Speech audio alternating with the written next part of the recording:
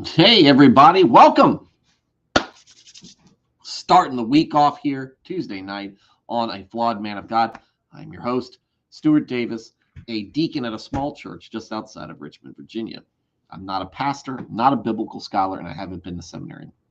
I'm trying to get you to join my church or donate to any special cause. What I'm here to do is talk about God, talk about Jesus, talk about the Holy Spirit, talk about the Bible, talk about Christianity, talk about a wide variety of different issues, topics, and current events, and give you my perspective on them, one that I think is reflective of your average Christian guy. I've been a Christian all my life, 40 years, non denominational Protestant. Don't subscribe to any particular doctrine or denomination. I'm just in the Word daily, trying to do it better every day. Walk a path closer to Christ. And some days I'll get it right, and other days I will get it wrong. But either way, when I do stream, you're going to get my honest takes on what is going on. So if you're somebody who is interested in learning more about Jesus, learning more about Christianity, possibly becoming one, learning more about what the faith entails, and maybe there's a small piece in the back of your mind wondering if there's more to your existence than just your life here on earth. To you, I say, welcome to the show. Hope you are able to get something out of this. Glad you're here. And I would like you just to give me a little bit of your time and possibly, maybe, you can get out of this exactly what you're searching for, or at least get you on the right path to go to seeking the answers you need. This is a very layperson approach. Like I said, I'm not an expert or a professional, so you're getting the perspective of somebody who has been in the church as a layperson all his life. I'm somebody who you might see if you decide to go into a church, somebody to greet you, maybe point out where the pews are and greet you and hopefully make you feel welcome. If you're looking for something like that, something comfortable, something relaxed, then this is the stream for you. And I'm hopeful that you end up sticking around and learning more and getting out of it maybe all you need to springboard you into a relationship with God. If you are already a Christian and you just enjoy Christian topics and discussions, welcome as well. Glad to have you here. We have a great group of folks who tune in regularly, and they populate the chat with all sorts of great comments, great input. And I think that you guys, whether you are already a Christian or just somebody with questions and seeking answers, would participate as well in that chat. It's great. It's big part of the it's a big part of our. Are you done? It's a big part of our content here is what how people react to things, how we're reacting to what we're discussing. And I'd love to get your reactions to that. I'd like to get your insights. What do you think that I'm saying that's right? What do you think that I'm saying that's wrong? What is your perspective on what we're discussing? Maybe you have unique insight or experience. And maybe, just maybe, oh, I know what's wrong. Maybe, just maybe, you can add something as well. Maybe change my mind. I'm not the smartest person out here. The audio is different, and I just realized why. Just realized why. So hang on one second, guys.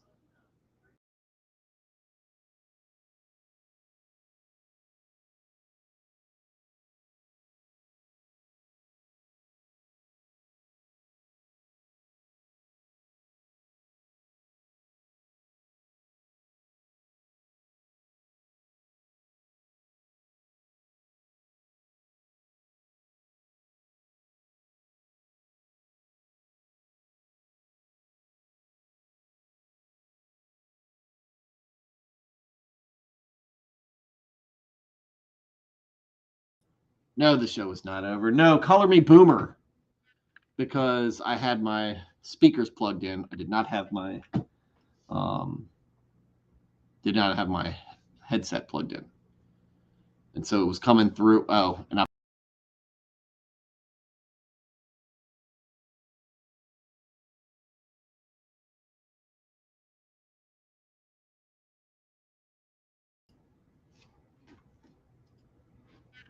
This is how it is, guys.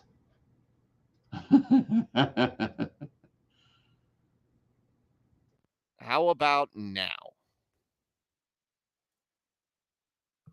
How about now? So it's been, I was all ready for this show. I was all ready for this show.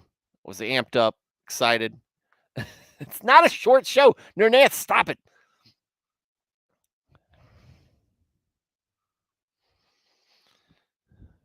Come here, kitty. Ron will listen to me. The cat Ron will listen to me on here.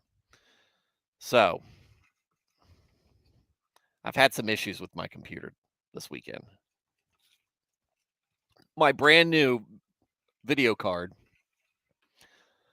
took a dump on me Saturday while me and my son were playing Age of Empires, and all of a sudden, one screen shorts out, other one keeps running, but the game's frozen.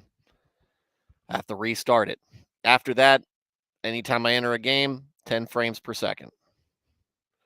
I have checked the temperature manually, meaning I put my hand on the pipes, and inside it's room temperature in there. Fans are spinning as well. However, when I go to check the temperature through Task Manager, it doesn't recognize the graphics card. I have removed it. I have tried washing it with warm soapy water.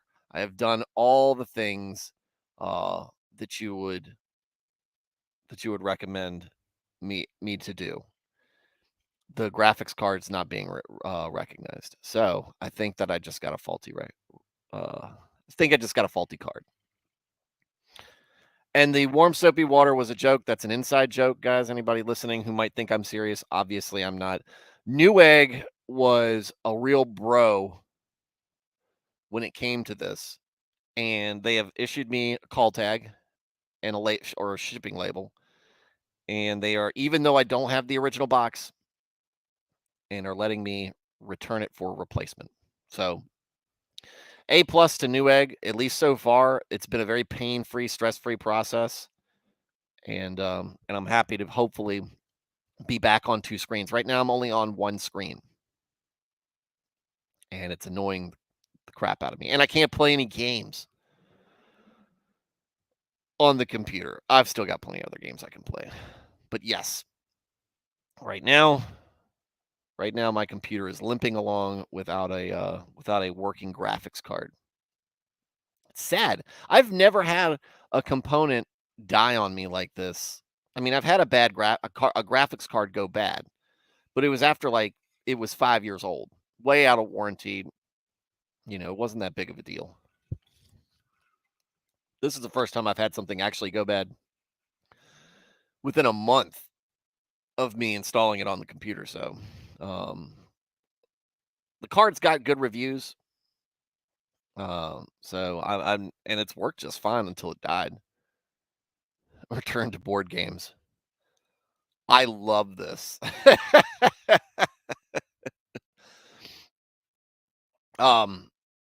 We were talking about when we were up in Philly, and it was the group of us hanging out. We were talking about board games. Uh, I don't know if any of y'all have played Munchkin before.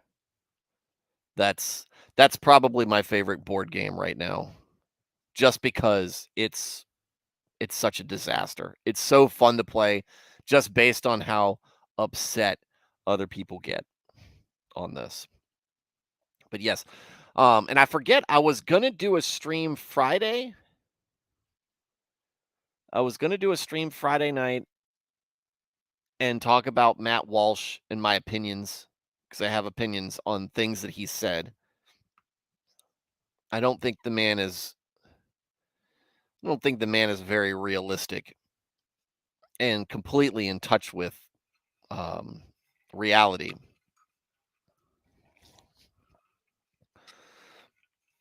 But he sounds to me like somebody who is on the same uses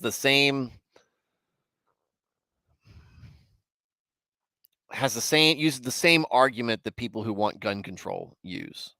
Something happened. Oh, it was the gun that did it. Was it though? Was it though? And he uses video games and anime as entire genres of entertainment and lumps them all into a certain category. Like all video games are Grand Theft Auto. All anime is tentacle porn, right? And I think that just comes from somebody who may not even really care about what he's saying other than the fact that he knows it's controversial and maybe he's just looking for um, outrage. Outrage hits. Some hate watching. I don't know. But again, I mean, Matt Walsh is good for a couple of sound bites. I don't really think of him as a deep thinker within the Christian movement. I don't think he says what we already know. He says what we already know. And sometimes he does it in a good way, and sometimes he says things that are completely off the map. My take on it anyway. But that's what I was going to scream. I forget why I didn't.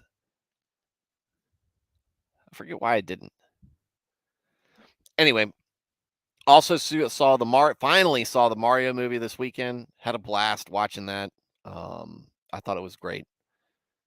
Maybe at some point, if I get on a stream with Blaine and Lofty, I'll talk about how it's a cinematic masterpiece and how everyone deserves an Oscar in every category.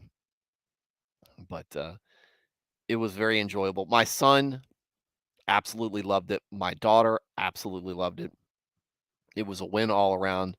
It was a good movie. It reminded me of movies I went to go see when I was a kid, when there wasn't an ulterior motive or message trying to be played. There wasn't virtue signaling going on. It just was a story. And a lot of hallmarks back to the Mario series, right? It opened up with the song with the song to the original Mario Brothers Saturday morning cartoon. Like the actual song. So um there you go. And I don't know who is Josh McDowell, that other guy that everybody keeps talking about. Hold on.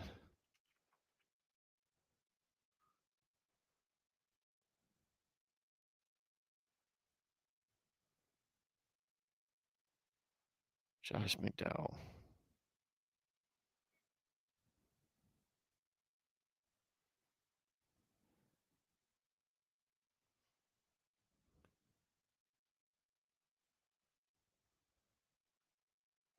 I don't know Josh McDowell very well.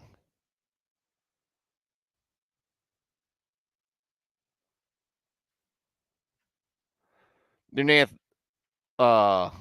educate me on this.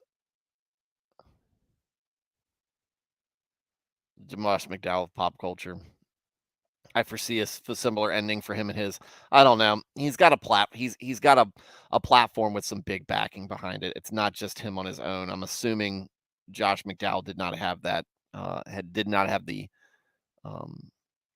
Daily Wire or an entity or a platform like that consistently pushing his message. I don't know because I don't even know who he is. I don't even know who he is. 2006, I think, was when I recently saw it. When I just really quickly looked at his wiki, he released a book. I was in Iraq in 2006. I wasn't at my best. I wasn't in the best part of my life in a Christian way at that time in my life. Feel like the Daily Wire in general is a bit old fashioned.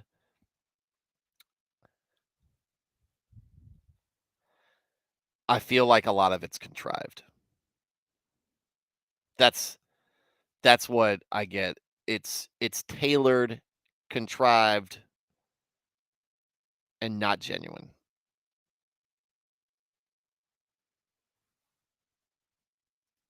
Suit wearing on the internet, please. Anyways, so weekend went great. I'm trying to think what else did I do because I didn't have softball yesterday, but because of the computer issues, which I was messing with, I decided not to stream. And there was something else I was working on. I feel like I'm drawing a blank. I'm old, guys. My memory isn't what it used to be. But I am excited to be here with y'all and stream and talk about God, talk about the Lord. As just a heads up, as a reminder, Thursday night, will not be a stream. That's my normal dinner with the elders. I have some very serious topics I need to talk about that are weighing heavily on me and other people, and hopefully we can reach some sort of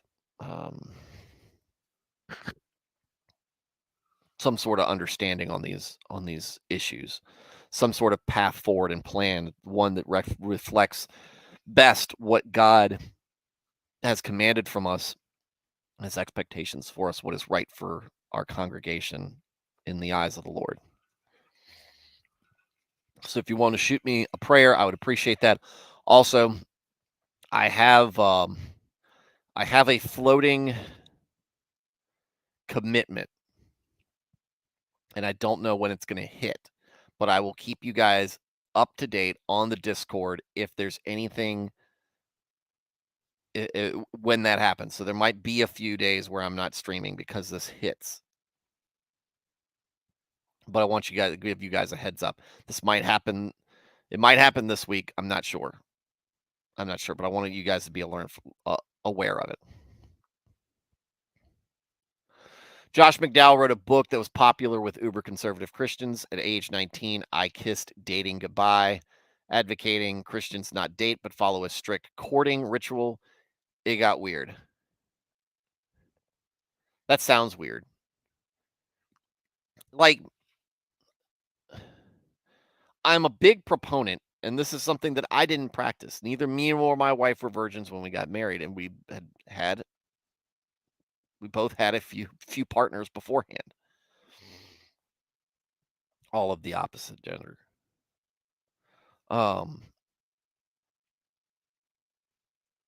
Where was I going with this? That's not the right way of doing things. I did things the wrong way. She did things the wrong way.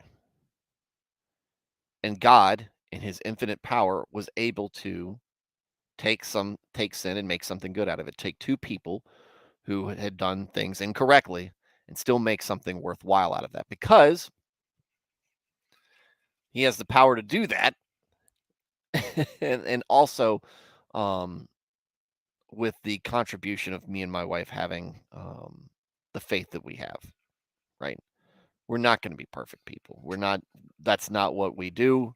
The expectation, the standard we should hold ourselves to is always that, but the mercy that we pour out for ourselves is the understanding that we will fail in that endeavor. But I think there's something to being pure in your dating practices, right?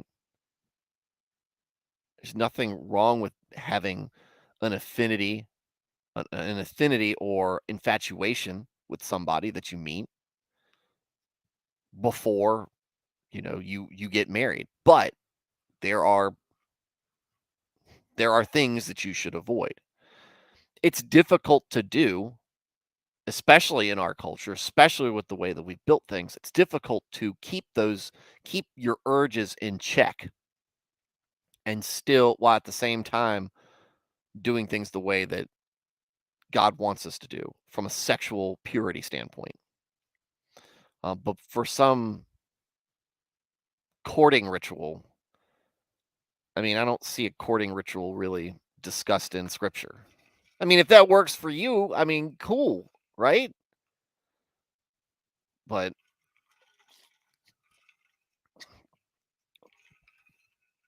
you You can't be completely socially awkward and expect people to understand that. Matt Walsh should own a megachurch. He absolutely should not. Absolutely should not. Dresden said it's late. Oh gosh, Dresden, I hate that this stream is so late for you. But have a good evening, man. Always good to see you pop in and say hi. And I hope you catch whatever's left of the stream on the back end. But if that's who Josh McDowell is, I always think that's weird. And he looks kind of old for this, right? Hold on, let me pull this up.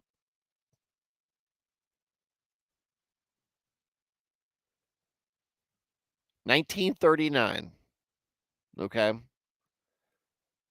He's written 150 books. Wow. He's 83 years old.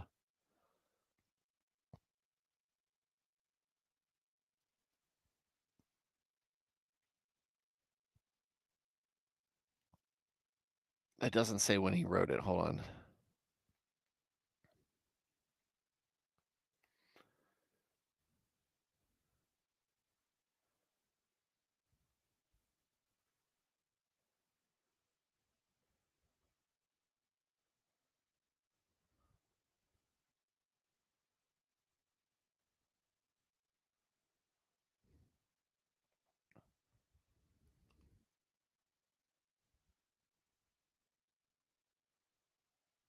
I don't see it.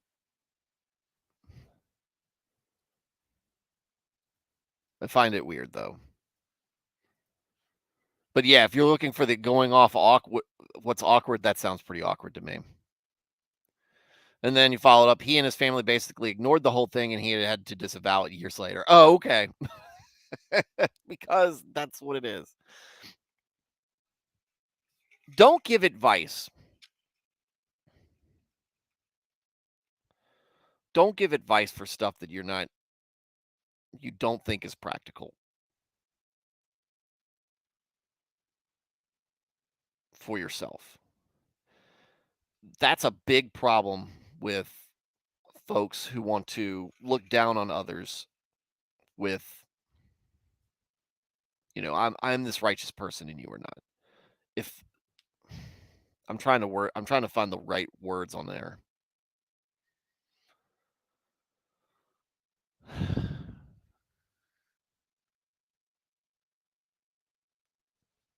You see a lot of this with folks who have got a platform, and I think a little bit with what we've seen with folks like Crowder or other people out there.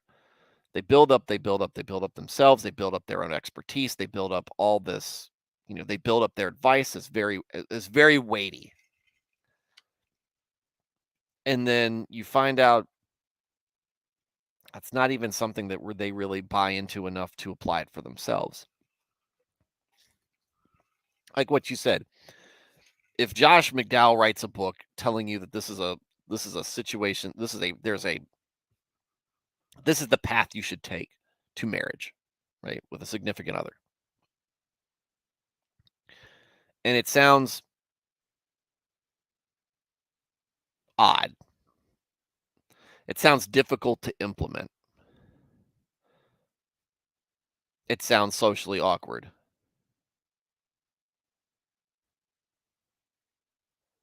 and then you find out they didn't even think it was enough for them. It almost sounds like a person who has this it almost sounds like the Atkins diet, but the guy who made it didn't follow it at all. Right? Practicing what you preach. I'm terrible at putting words to this. Hopefully you guys are picking out of this what I'm stumbling through in my explanation here. But to me, if you're going to get on a podium and really start pounding the table on how people need to do things, you better be very sure what you're talking about is either a commandment from God or something that you're putting into practice yourself.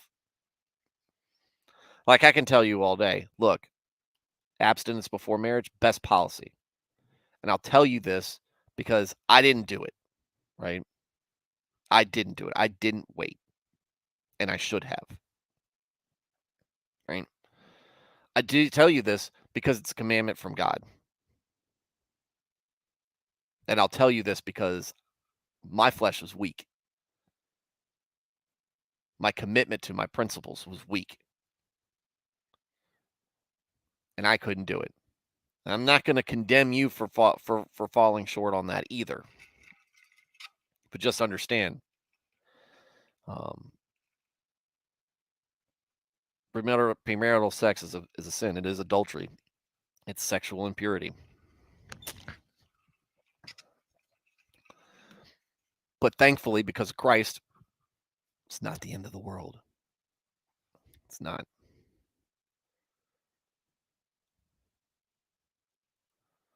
Renee said Walsh is going to have a weeb kid or something. I warrant it. Might. Matt Walsh's kid. Dad, watch me Naruto run. Matt Walsh, go chop wood, son. Build a treehouse. Matt, you go build a treehouse. And like I said, some of the things he says are poignant. On this topic, though, I don't think he has a really good grasp of the nuance to have a nuanced opinion. And I think his take is stupid. It's no getting around it. It's just not a very well thought out, very intelligent, very knowledgeable take. And so there you have it. And maybe I'll do a Friday stream on it and expound on that more and get more of you guys' feedback on it. But right now, let's get into the discussion. My subscriber numbers have gone up, have been slowly but surely going up. We are at 460 subscribers. We're just clawing our way towards 500, which I guess is some sort of milestone. So if I want to just take a moment, if you guys are recommending, if you guys are sharing and putting that work in to invite others to this stream, thank you very much. And I appreciate it wholeheartedly. And that's what I've said. This isn't a grift for money or attention. This is some sort of different type of ministry that I'm trying to make work, where I can bring the word to folks who want to hear it, whether they are an active believer or not. And you guys who are watching this show, who are contributing to the chat, who are who are clicking the like button, who are leaving comments, it's not just encouraging for me, it's good for this channel, right? Y'all make this work so much more than I think people that streamers will sometimes give credit to. But specifically for this stream, for this channel, I am not the smartest Christian out there. I cannot give you the most educated answers. I can't dig deep into my wisdom of the ages and give you life advice. I can just tell you what I think. And I know that what I think is probably just average. It's just average advice. It's just average insights. But for some folks, it might be enough to get them looking for better answers and more answers and get them inside a church. Or maybe for you, it's enough to know that you're not some weirdo just because you believe in God, because you have faith in Christ. And that there are other folks out here who are struggling with the same things or different things than you're struggling with. But that we're all struggling. And it's okay to struggle with something while at the same time understanding that it's wrong and you're trying to work on it. And to understand that you're not the only one, and understand that there are people out there rooting for you. It's not just God and Jesus, but there's also other people that you can look around and there's people rooting for you and wanting to encourage you, and at the same time maybe wanting some encouragement from you. It's very similar to church, right? We lean on each other. We're brothers and sisters in Christ, warts and all. That means holding each other accountable, giving grace where it's needed, and education at other times.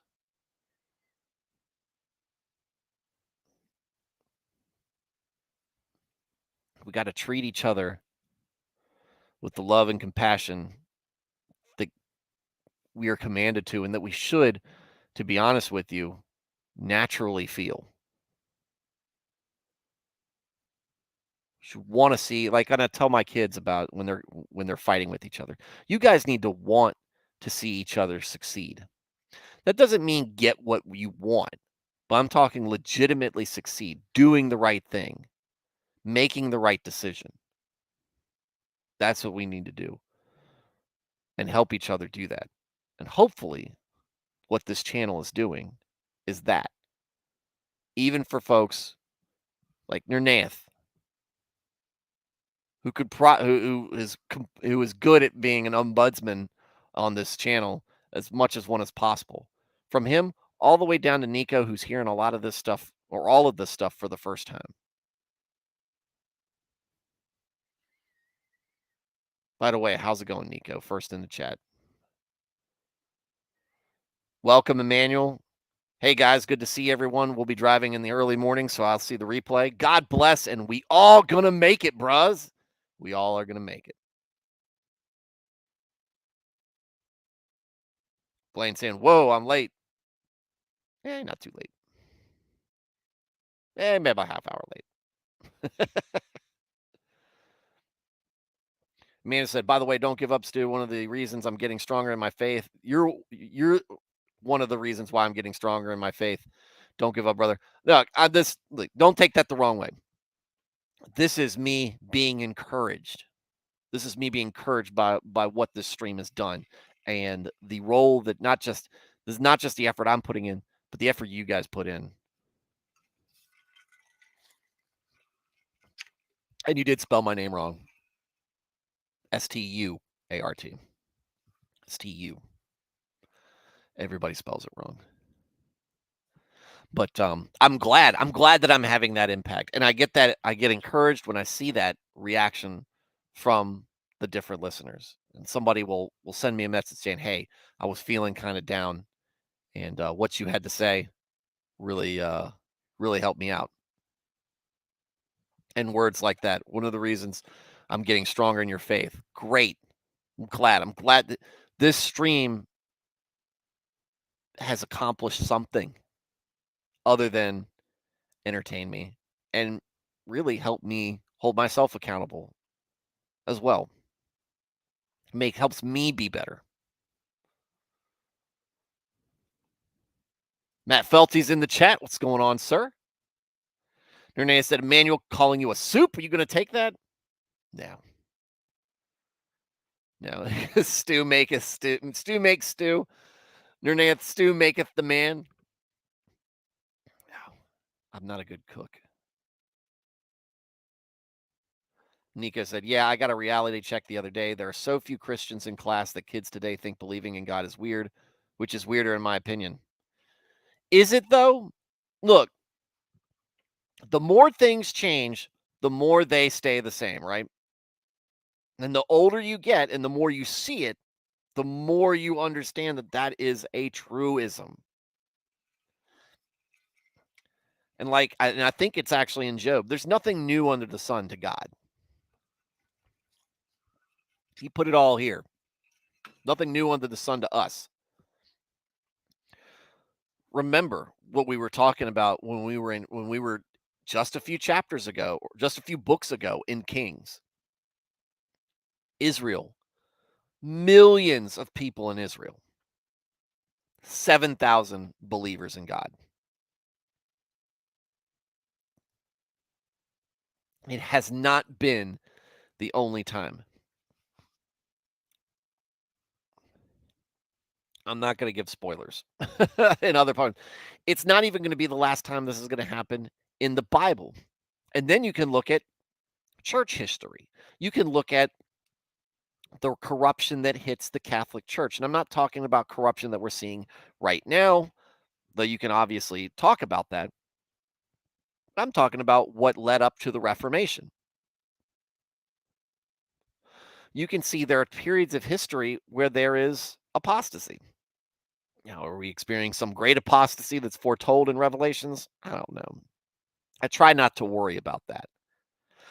The way I was always taught, the way I was always taught as a kid growing up to this very day, not even the angels in heaven know the time of God's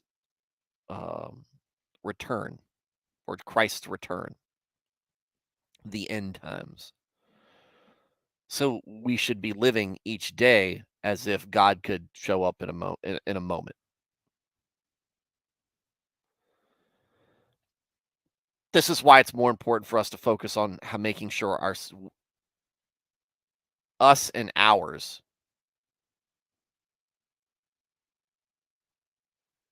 are in the right place.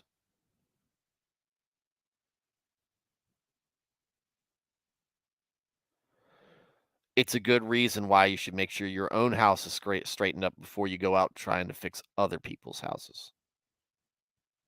You can't help somebody if you can't help other people if you can't help yourself.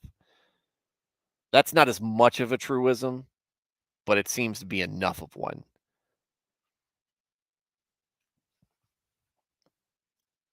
Cooking is a life skill. One becoming more and more rare. Get you a cook or a culinary arts student friend if you can. My wife is an awesome cook. I love her cooking, which makes it great to me. My brother, actually, very good cook. This is the pettiness of a sibling rivalry. I don't like nuts. I'm not allergic to them or anything. I just don't like the taste. Don't like nuts. So he would make brownies and put nuts in them when we were kids. Teenagers. We were teenagers. He would make brownies for the whole family, put nuts in them. He had a birthday cake. I don't like coconut either. He requests specifically German chocolate cake. Kid's an asshole. He's my brother and I love him. He thinks it's great. I mean, it's stuff we joke about today. I mean, this is stuff we've done. But he can make great things. I can sometimes too, but to me, I'm so slow at it. I'm so meticulous. If anything goes wrong, I get frustrated and it just starts to spiral. I've been able to make a few dishes and it's great. I'm sure if I really worked at it, that I would. Maybe. It's just I've got other things I do. I would rather learn how to play this guitar back here than learn how to cook, because we already have a good cook in our family. Cook warm meals for medical student chicks. I'm not interested in that. I'm past that point in my life. The ones in their residency will love you. That'll be let Emmanuel or Nico or one of the single gentlemen take that advice. But guys who cook, it's a plus. I know it's a plus for women, right? For many women, some might get a little self-conscious about it. Let's see. All right, so let me find, since I got to do this differently, because I only have one screen, like it's 1998 again. When we last left, and I'm glad you're here, Nico, because we're talking about your boy. When we last left, we had seen Rehoboam and Jeroboam, and then Rehoboam's kid Abijah becomes king, and Does okay. We'll see about okay. And Jeroboam, who was doing great evil in Israel, even after he was basically given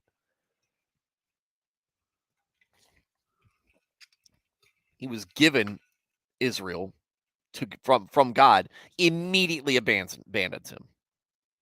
Immediately abandons him.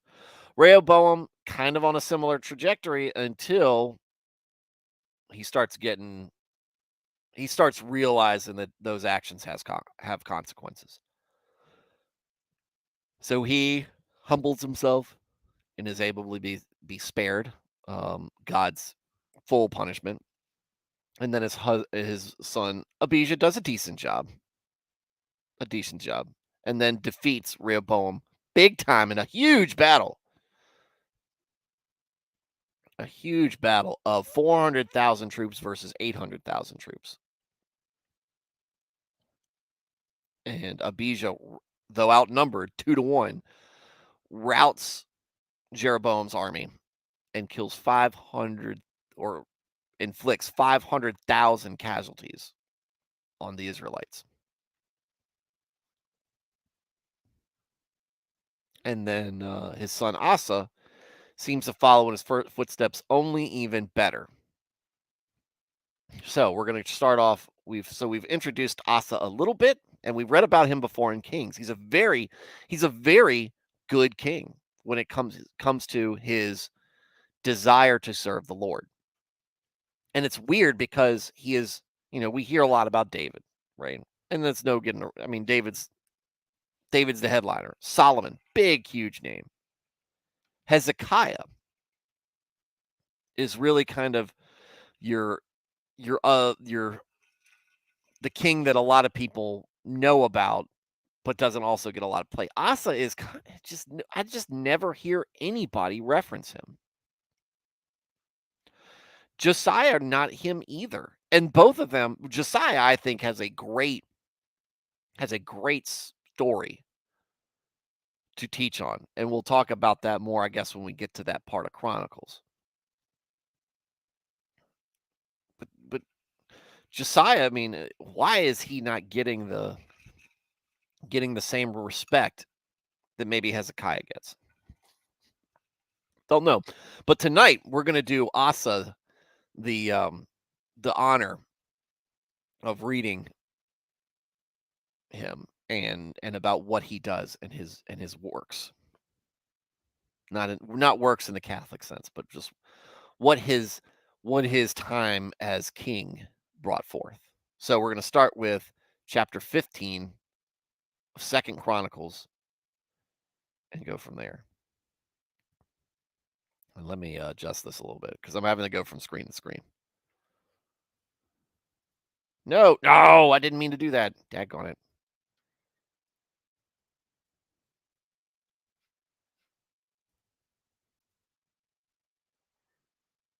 There we go. All right, back to here. Asa's reform, chapter 15.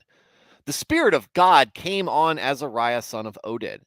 He went out to meet Asa and said to him, "Listen to me, Asa, and all Judah and Benjamin. The Lord is with you when you are with him. If you seek him, he will be found by you. But if you forsake him, he will forsake you." Tale as old as time. For a long time, Israel was without the true God, without a priest to teach, and without the law. But in their distress, they turned to the Lord, the God of Israel, and sought him, and he was found by them. In those days, it was not safe to travel about, for all the inhabitants of the land were in great turmoil. One nation was being crushed by another, and one city by another, because God was troubling them with every kind of distress. But as for you, be strong and do not give up, for your work will be rewarded. I wonder what Azariah is referring to. Is he referring to Judges? That's my That's where I'm immediately going to. I can't think of any other time that this might have been going on. Let's see. Let's continue to go on. When Asa heard these words and the prophecy of Azariah, son of Oded, the prophet, he took courage. He removed the detestable items from the whole land of Judah and Benjamin, and from the towns he had captured in the hills of Ephraim. He repaired the altar of the Lord that was in front of the portico of the Lord's temple. Then he assembled all Judah and Benjamin, and the people from Ephraim, Manasseh, and Simeon, who had settled among them, for large numbers had come over to him from Israel when they saw that the Lord his God was with him. See? The righteous sought him out. This is important to remember, right? We see the people from Ephraim, Manasseh, and Simeon settling among them because there's great apostasy, there's great heresy, disrespect, dishonor, whatever you want to call it, sin going on in Israel right now, to the point where false gods and demons are being worshipped. There's blood sacrifices. There's all sorts of weird stuff going on. The old Levites have been pushed out and run to seek sanctuary in Judah. And it's not like the entire society went that way. There were still people who understood what was going on. And they left Israel to go to Judah because Judah had somebody as an example. The example that Asa is setting here. They're not getting that in Israel. So they seek him out. This is what I said when I talk about modernists and egalitarians and this new flavor of Christianity, right? Where it's very much anything goes, or if there are people who are trapped by societal sins, we need to just placate them as opposed to trying to help rehabilitate them. As we try to but again, with the same time, we need to rehabilitate ourselves. But say, well, society has established this, so we need to fall in with those expectations, with that culture, and instead of that, what we really should be doing is standing against that and resisting it. Because when people come to church,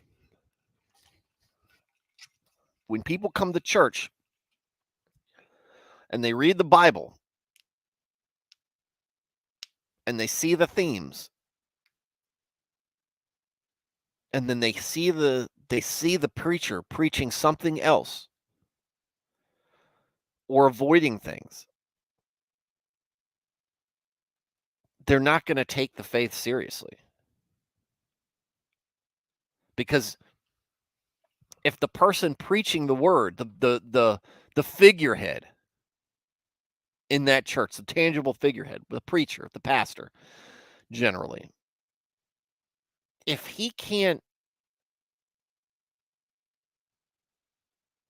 get across, if he can't exemplify with what he's preaching, what the word says when you read it, and do a good job convicting you, putting into perspective, doing all sorts of things that those of us who have gone to a good church and heard a good sermon from a great preacher have heard and really been able to hear and digest. If they can see that preacher not reflecting what is in Scripture, they're either not going to believe or they're going to leave and go somewhere else. And what was kind of what we see here. Again, Nico, nothing new under the sun. Nothing that you're experiencing, though it's very sad. What you're experiencing isn't new. It's just the current year's version of it. You say that so many people have given up on God. Or given up on believing in God and think it's weird? Is it any surprise to us now that we see a generation where identifying as LGBTQ is 20%?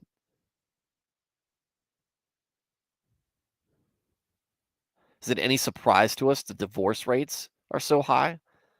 That infidelity is not really looked on with any sort of real weight, right? It can be used to establish moral high ground, but people don't care. Didn't care when Bill Clinton did it. They did care when when they found out Newt Gingrich was doing it, right? It's we're not supposed to when you give up and you give yourself to the world, the results you're going to get are worldly. That does not mean they're going to be wholesome. It's the opposite. But that's what Israel did. And what we see is a tale of two cities, right? We see Israel and a awful ruler, and then we see Judah and Asa's brand of governance. They assembled at Jerusalem in the 3rd month of the 15th year of Asa's reign. At that time, they sacrificed to the Lord 700 head of cattle and 7,000 sheep and goats from the plunder they had brought back. They entered into a covenant to seek the Lord, the God of their ancestors, with all their heart and soul. All who would not seek the Lord, the God of Israel, were to be put to death, whether small or great, man or woman. They took an oath to the Lord with loud acclamation, with shouting and trumpets and horns. All Judah rejoiced about the oath because they had sworn it wholeheartedly. They sought God eagerly, and he was found by them. As he said above him from Azariah, if you seek him, he will be found by you. And he was found by them, so the Lord gave them rest on every side. King Asa also deposed his grandmother Maacah from her position as queen mother because she had made a repulsive image for the worship of Asherah. Asa cut it down, broke it up, and burned it in the Kidron Valley. Although he did not remove the high places from Israel, Asa's heart was fully committed to the Lord all his life. He brought into the temple of God the silver and gold and the articles that he and his father had dedicated. There was no more war.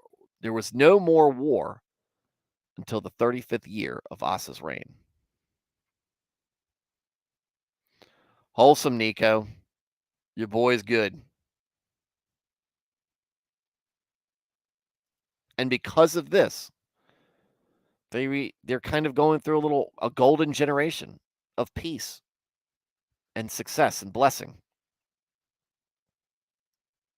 Asa's last years. In the chapter 16. Good night. In the 60 one of those guys. Let's start this over. 2 Chronicles chapter 16. Asa's last years. In the 36th year of Asa's reign, Baasha, king of Israel, went up against Judah and fortified Ramah to prevent anyone from leaving or entering the territory of Asa, king of Judah, because he was scared. They've been scared all this time because they got their butts whooped by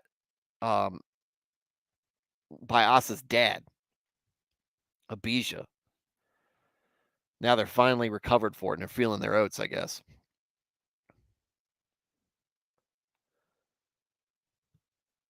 So basically, he puts a blockade in effect. He fortified Ramah to prevent anyone from leaving or entering the territory of Asa, king of Judah.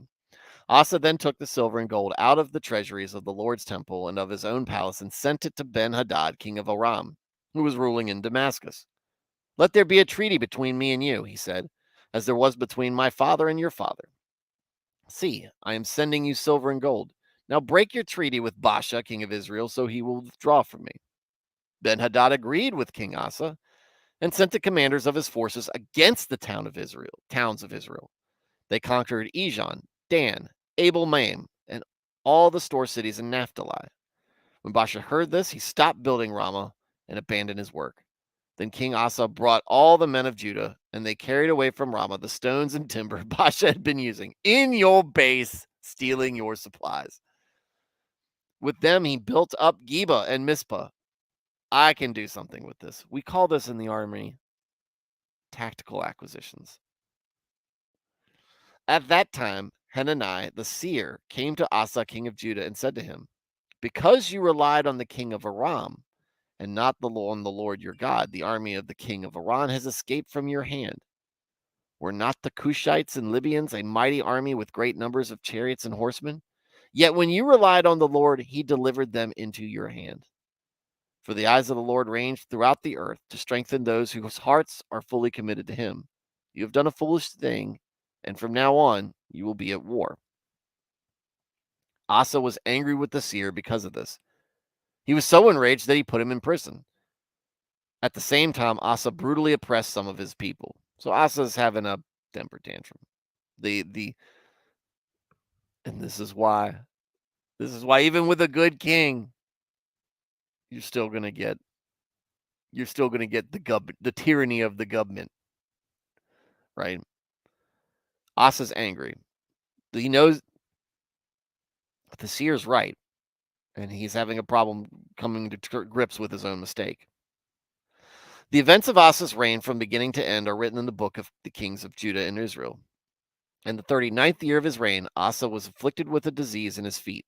Though his disease was severe, even in his illness, he did not seek help from the Lord, but only from the physicians.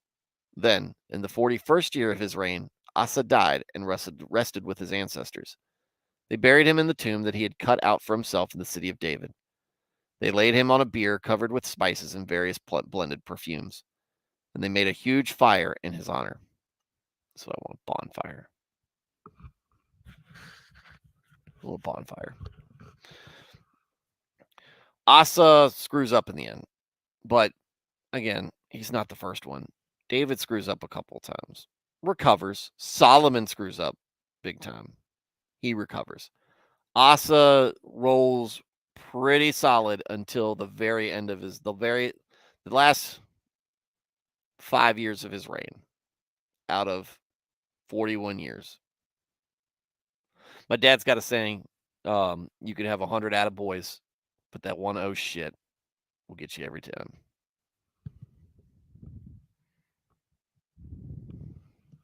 And it will. So hopefully, Asa, though, I think what Asa had difficulty dealing with was the rejection of his actions of faithlessness. And it's really just one. But again, it starts to compound on itself. The first act where, oh crap, the Israelites, they've got a pretty good position on us. Strategically, they're cutting us off from supply and escape. We got to do something. Let's go talk to the heathens when he has God, who he could ask for counsel. God might say, seek out the Cushites, seek out the Arameans. They will help you. Or he could say, go to battle, arm yourself, get out there, and I'm gonna deliver it to you. He doesn't do those things. Something about the fortification really had him bent out of shape. Or maybe he had just had a change of heart. But he's called out on it,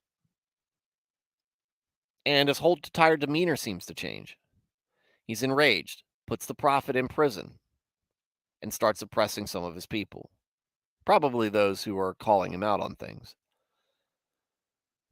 And then he's got gets this disease.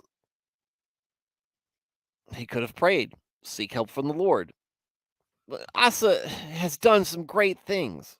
The Lord certainly knows that Asa has the capacity of great righteousness. Asa could just ask, but he doesn't. Stays with the doctors.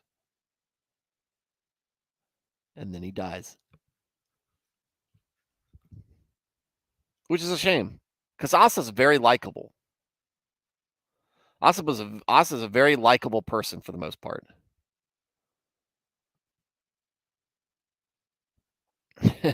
What the hell are you doing, Mom?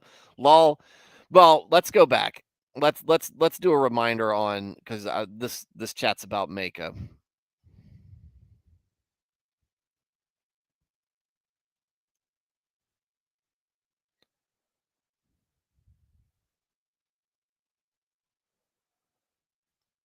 Oh, never mind. She's a Gibeonite. For some reason I thought she was an out of towner. I thought she was a foreigner. But again, you don't have to be a Canaanite to screw up. Damn, not the ending I was expecting. Really sad. Cautionary tale, Nico. Cautionary tale. And maybe he gets right at the end, and it's just not covered here. We don't know. But what we can do from this is take the actions that we do know about and apply them to ourselves. There's nothing we can do for the past. Kind of like what Christ said later, let the dead bury the dead. Or let the dead bury themselves, or whatever, however it's said. There's nothing you can do about that. But what you can do is take what you learned, apply it. Try not to make the same mistakes. And if you do make the same mistakes, be humble. Humble yourself before the Lord. Make a conscious effort to change. And what I see oftentimes is you change for the better. And that's not me trying to spout any type of prosperity gospel. But what we see a lot of times is following the rules of God is a recipe for success in general for life.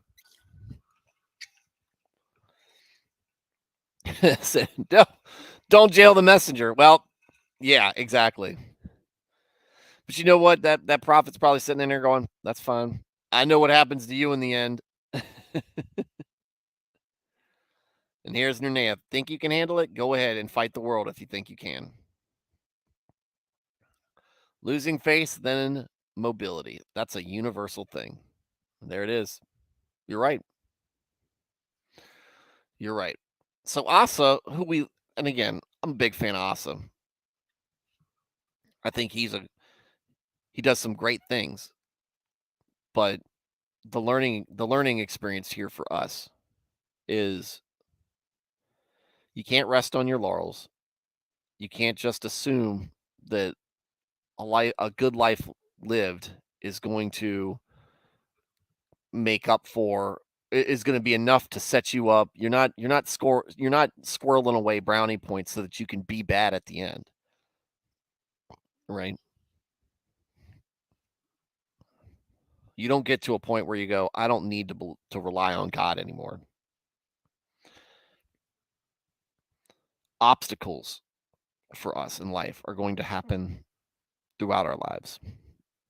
There will be good seasons and bad seasons. There will be ups and downs, great tragedies and great blessings. And some people have more blessings than tragedies.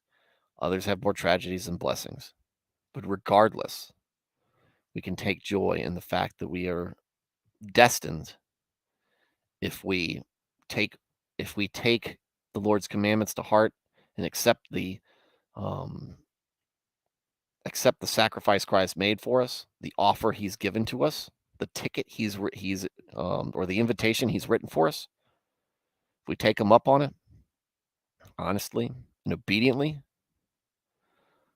we'll live in a place. We'll be in an existence without tragedy anymore. For whatever that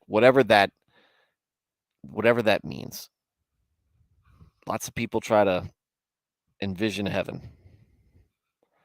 I have no idea. I don't know if what Christ describes is metaphorical because it goes along with a lot of his parables, or if there's legitimacy to it. Don't know. But faith in God, that it's going to be something that we are over the moon about. Unbelievably ecstatic about. And there you go. All right, guys. So that's going to wrap up our stream for tonight. That's it for our reading. Like I said, I've got a commitment on Thursday night, so we're not going to have a stream that night. I've also got a potential other commitment that I have to make that might take me out of streaming for a couple of days. But I will update you guys on that, and I don't know when exactly that's going to happen. But it could happen at a moment's notice. But I could appreciate you guys' prayers for me, right? And some conversations that I have to have, and some things I have to go through. Would be very appreciative of your prayers for me. And like I said, if you like this stream,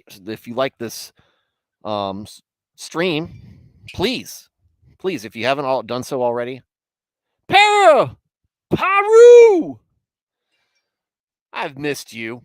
Glad to see you here. If you haven't already done so, like the stream, like this episode, and subscribe and share it. It's like I said, subscriber numbers going up by ones and twos. It could be just YouTube's algorithm. So I don't think I really am big enough that affects me yet. I'm not sure if YouTube cares about what I'm doing enough to put me in that algorithm. I don't know if this is inflating numbers or not, but it's encouraging. Hopefully folks are sticking around. Hopefully you're getting out what you can. And it's enough that you keep coming back. But share the stream. Share the stream with others. And if you are sharing the stream and these numbers are a reflection of that, thank you very much. I really do appreciate it. Appreciate all of it. And I am constantly excited about where this channel can go, even if it doesn't ever go anywhere. You guys make it great, right? So to everyone, to Paru, crap, now I can't even. I'll just call you Baca or PCB, whatever you want me to call you. But to Baca, Nico, Matt Felty, Nernaeth, Blaine. I'll be watching your stream later. To Blaine, Emmanuel, be safe out there on the road. Dresden, you know what I haven't heard from in a while is Porcupine. Need to check on him, find out what he's doing, how he's doing. And Alias, MR, I think he's been busy. MR, he was in here last week. I think Alias maybe at the beginning of last week, and maybe Porcupine, but I just felt like I haven't seen Alias or Porcupine in a while. Dresden, all of you guys. Don't be weird near Nath. Anyway, it's great. It's a great job having you guys come in here and talk about the word with me, to listen, give me your attention. To those of you who are just wallflowers, just listening in. I'm fine with that. Just glad you're getting something out of it. To those of you who are catching things on the replay, can't wait to catch you live. With that said, everybody, have a great Tuesday night. See you guys tomorrow. Good night, and God bless.